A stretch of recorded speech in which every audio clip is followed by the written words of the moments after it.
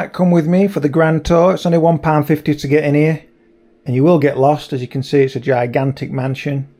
So this house was condemned in 1900. The last person to live in here was a fisherman who was over 6 feet tall. God knows how he even got inside here. So I'm only 5'10", and there's not much room for me inside here. So God knows how the guy at 6 foot lived inside this place. As you can see, it's a gigantic kitchen and living room. I just don't know how you could actually live in here. I mean, it's pretty claustrophobic inside here as well. Now I can imagine in winter time it'll get nice and cozy in here with a stove going. So now we're going to head upstairs, and I'll just take you to the first floor. It's going to take a while to get up here. And when you finally make it to the top floor, which takes around half an hour, as you can see, there's not much up here. There's just a bed, a side table and a bedpan basically.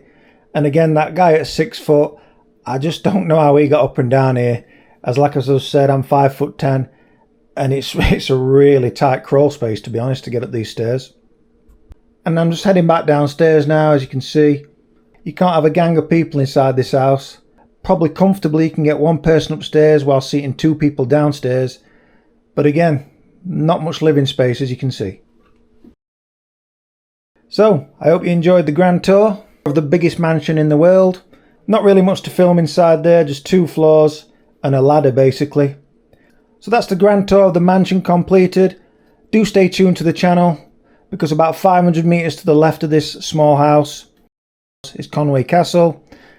I'll be doing a cinematic video on that, which I took the Pocket 3 around, so do stay tuned to the channel as we're posting that in the near future. So for now, thanks for watching. Be sure to hit that subscribe button, and bye for now.